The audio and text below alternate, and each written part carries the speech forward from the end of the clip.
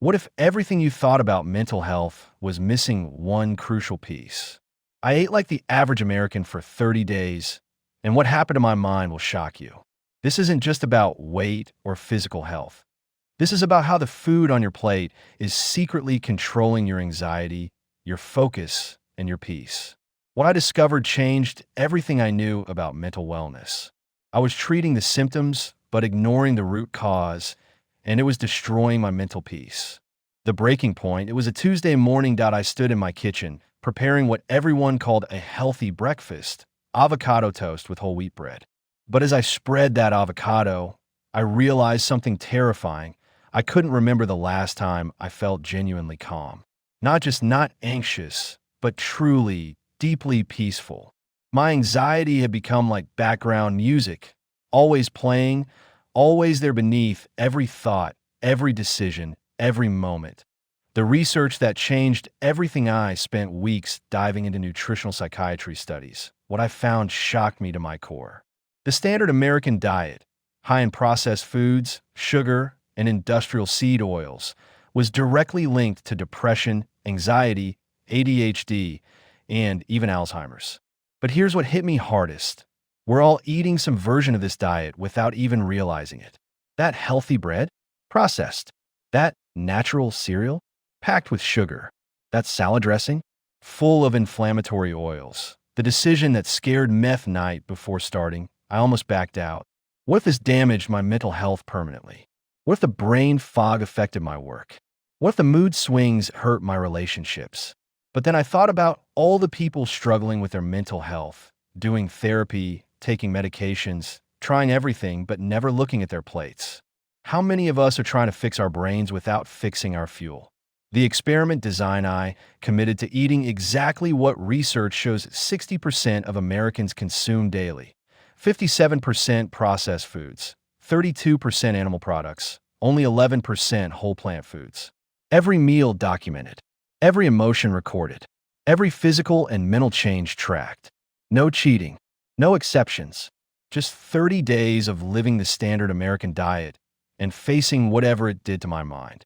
But nothing could have prepared me for how quickly the changes would begin. It's not willpower, it's biology. And what's happening in your gut right now is determining your mental state. The gut-brain connection that will blow your mind. Your gut isn't just processing food. It's having a constant conversation with your brain through the vagus nerve, that superhighway connecting your digestive system to your brain. Every bite you eat sends chemical messages that directly affect your mood, your focus, your anxiety levels. But here's what nobody tells you. Your gut produces more serotonin, the happiness chemical, than your brain does. When your gut is unhealthy, your mental health suffers. Period. Inflammation. The silent mind, killer processed foods trigger inflammation throughout your body. But the most dangerous inflammation happens in your brain. Inflammatory cytokines cross the blood-brain barrier and literally slow down your neural connections. Think of it like pouring sludge into your brain's electrical system. Every thought requires more effort. Every memory becomes harder to access. Every decision feels overwhelming. This isn't just brain fog. This is cellular level damage. The blood sugar roller coaster from hell. Here's the vicious cycle nobody talks about. Sugar spikes trigger cortisol and adrenaline releases, putting your body in fight or flight mode. Then the crash comes, bringing brain fog, irritability, and anxiety. But repeated blood sugar swings permanently alter your stress response system. Your body starts treating normal situations as emergencies. A challenging email feels life-threatening. A minor inconvenience triggers panic. This is HPA axis dysregulation, and it's ruining your mental health. The dopamine deception processed foods hijack your brain's reward system. Natural foods provide subtle dopamine releases that satisfy and nourish. But ultra-processed foods, they create dopamine explosions that reset your brain's pleasure threshold. Soon, normal pleasures, a beautiful sunset, a good conversation, genuine accomplishment, stop registering as pleasurable. Your brain starts screaming for that next fast food fix, that next sugar high. This isn't lack of discipline, it's neurological adaptation.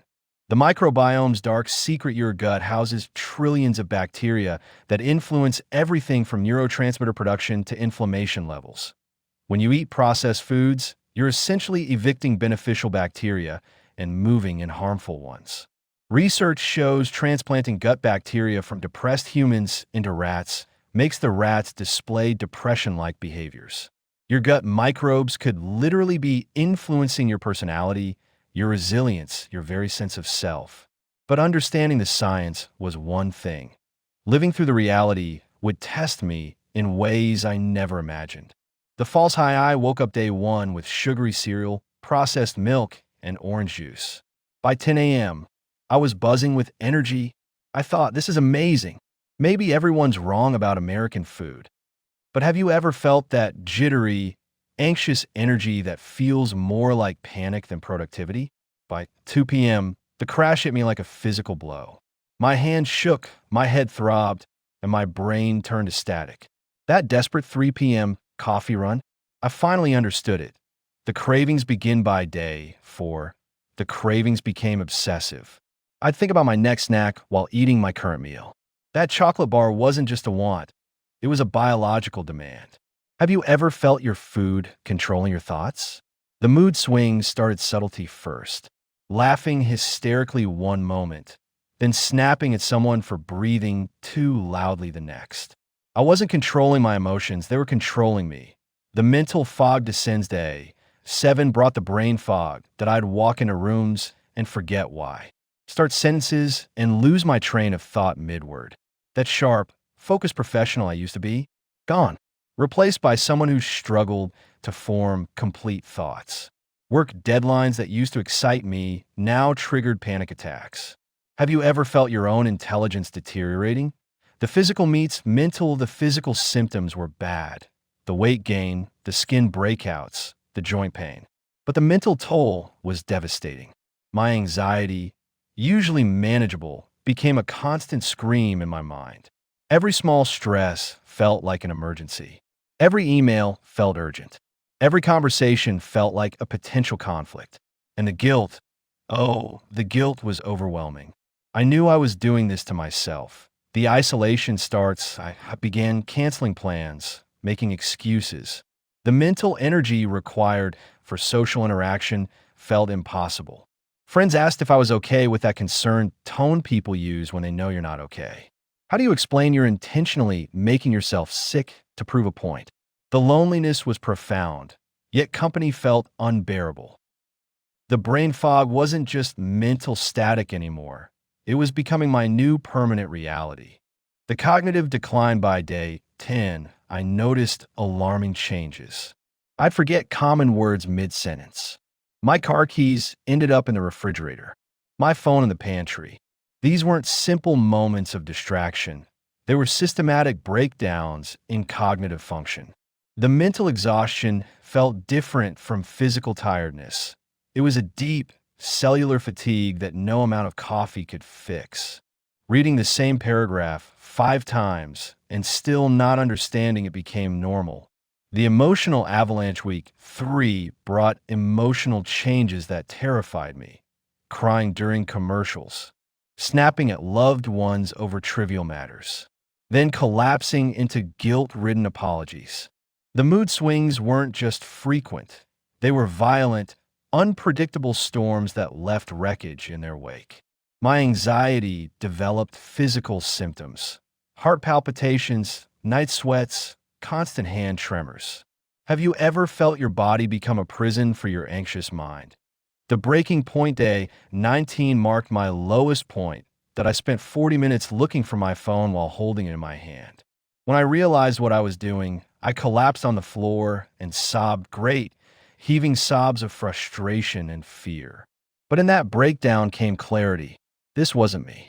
This was what the food was doing to me. The realization was both terrifying and liberating.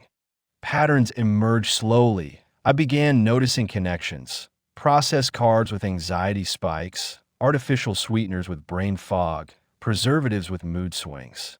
I was becoming an expert on my own deterioration, mapping chemical reactions with painful precision. Each meal became a data point in this horrifying experiment, each symptom evidence in the case against the American diet. The glimmer of hope despite the suffering, something beautiful emerged. Understanding. For the first time, I could see exactly how specific foods affected my mental state. This wasn't random suffering, it was predictable, measurable, and most importantly, reversible. The knowledge that I could eventually reverse this damage became my lifeline. The science behind what was happening to me would shock you even more and reveal why millions are suffering in silence. It's not willpower, it's neurology. Your brain is being rewired by every bite you take. The gut-brain axis revolution. Your gut produces 90% of your serotonin, the happiness chemical. When I ate processed foods, I was essentially shutting down my body's natural antidepressant factory. The vagus nerve, that superhighway between gut and brain, started sending error messages. Good bacteria that produce calming neurotransmitters got outnumbered by inflammatory bacteria feeding on sugar. This isn't metaphor. This is biology. That inflammation silent attack processed foods trigger inflammation that specifically targets the brain. Inflammatory cytokines cross the blood-brain barrier and damage mitochondria, the power plants in your brain cells. With reduced energy production, your brain can't maintain optimal function. That mental fatigue you feel after eating certain foods, that's cellular exhaustion. This inflammation can become chronic, leading to long-term cognitive decline.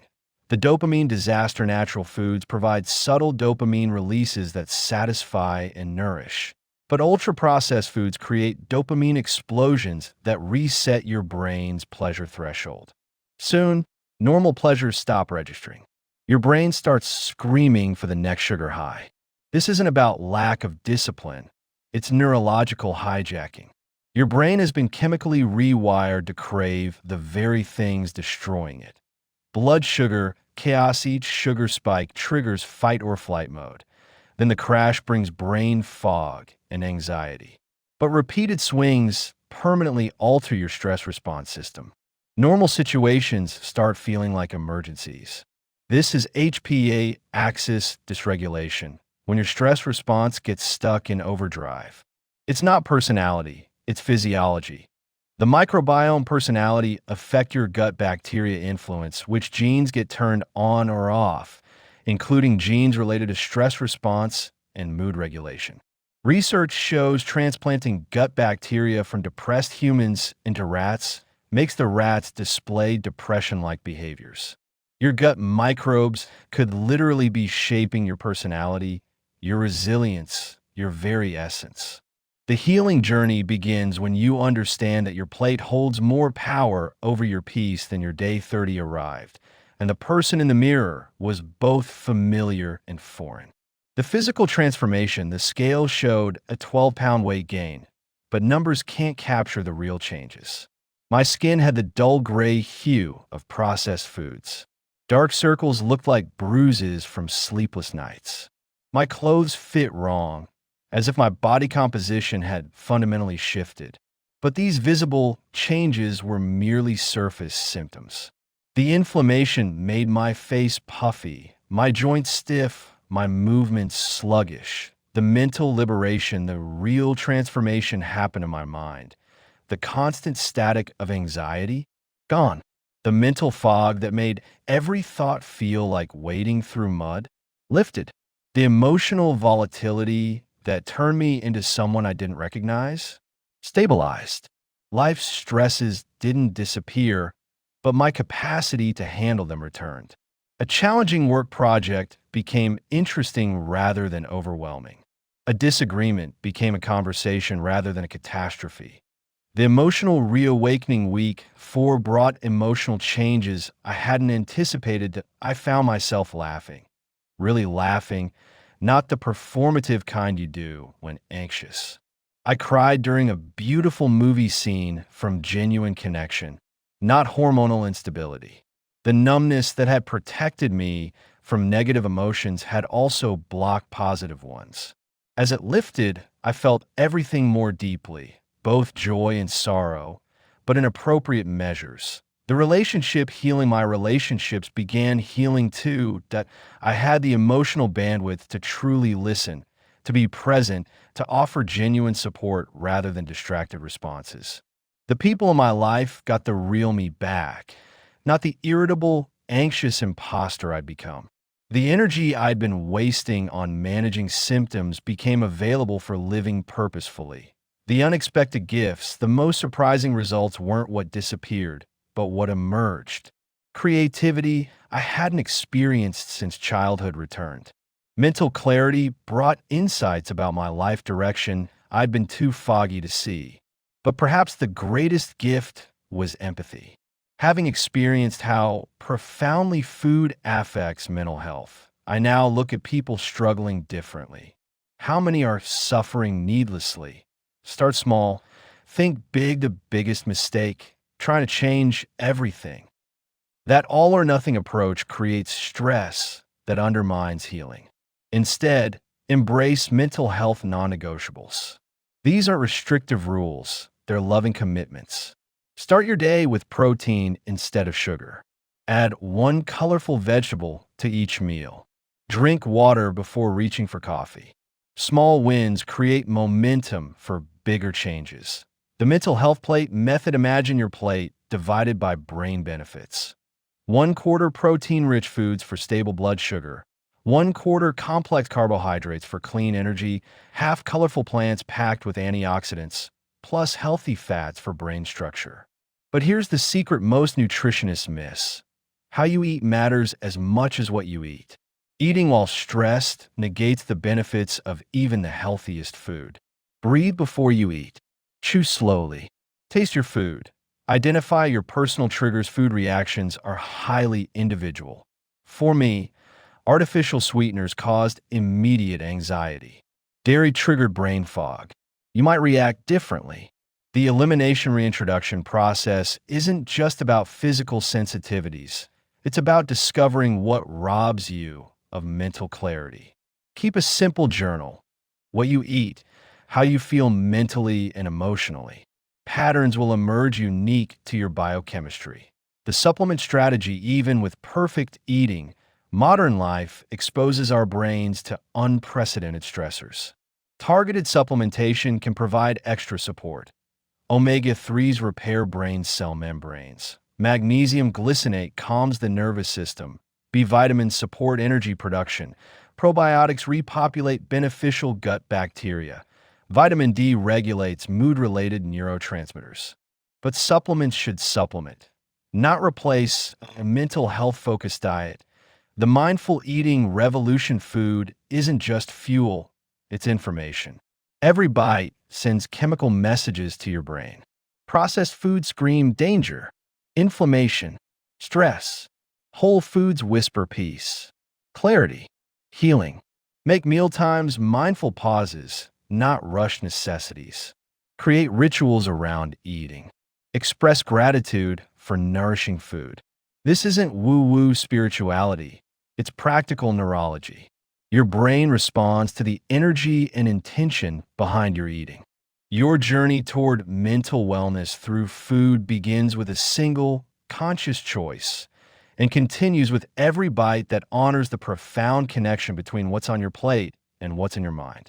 Your mental health journey is uniquely yours, but you don't have to walk it alone. If this resonated with you, subscribe to Health Mind Zone. Like, comment, and tell me, what's one change you'll make for your peace today?